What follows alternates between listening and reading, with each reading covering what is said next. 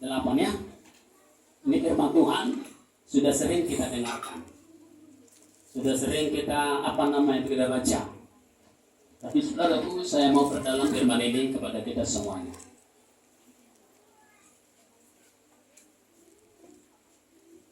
Apa dikatakan di sana? Tolong saya dibantu hamba Tuhan, para gembala yang bisa membantu saya untuk membacanya. Roma 12 ayat 8.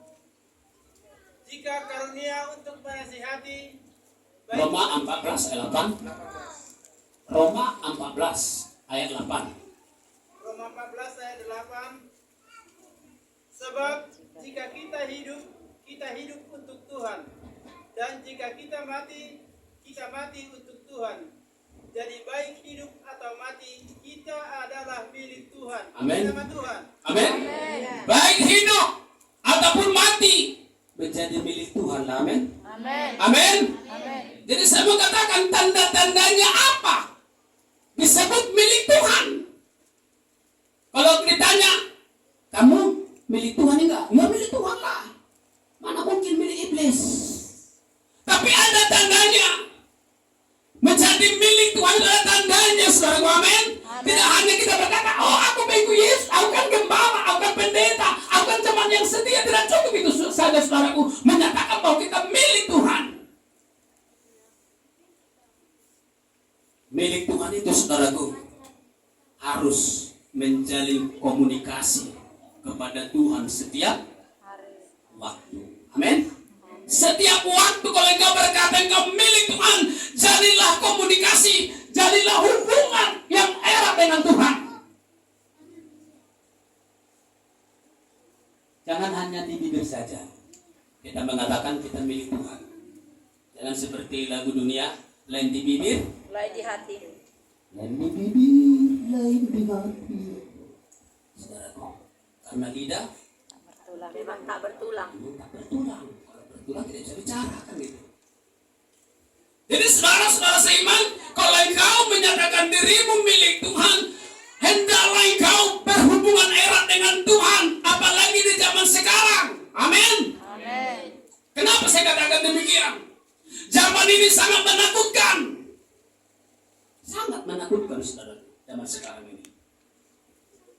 Jangan kita katakan karena kita sudah orang yang setia beribadah, setia ke gereja, tidak ada persoalan lagi, tidak kesulitan lagi, tidak lagi beban lagi. Justru orang yang dekat dengan Tuhanlah banyak beban, banyak masalah. Amin. Betul? Apakah setelah kita menjadi gembala tidak lagi beban? Apakah seperti itu?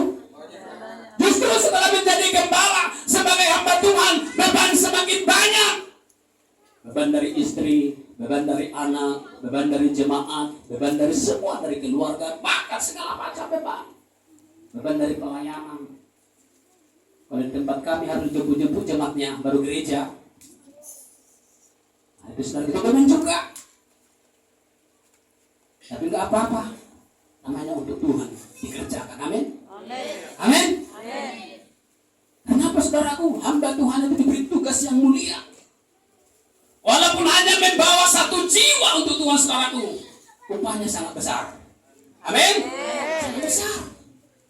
Jadi saudaraku, mari bekerja terus, bekerja untuk Tuhan, bekerja melayani Tuhan dengan sungguh-sungguh. Kalau engkau mengatakan dirimu milik Tuhan,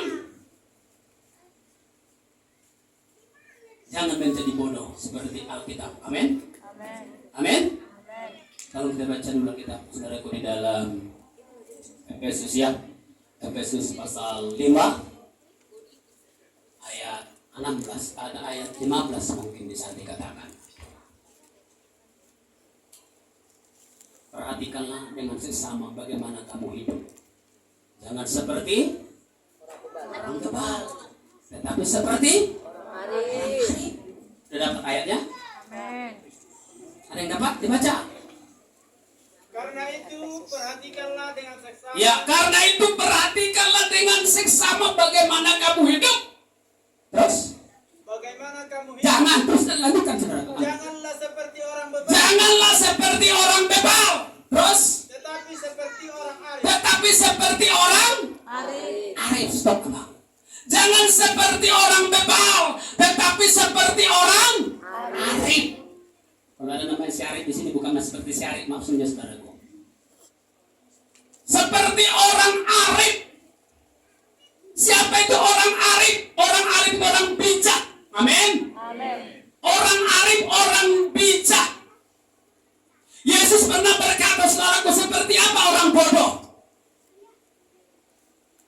Orang tidak arif itu seperti apa, saudaraku? Hah? Mbak Tuhan terus saya tanya, Yesus pernah berkata bahwa orang bodoh digambarkan seperti apa?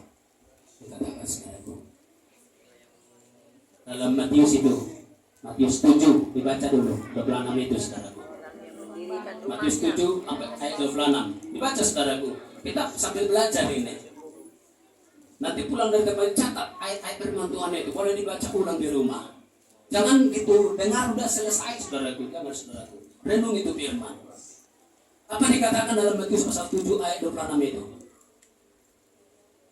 Ada yang mendapat? Baca dulu.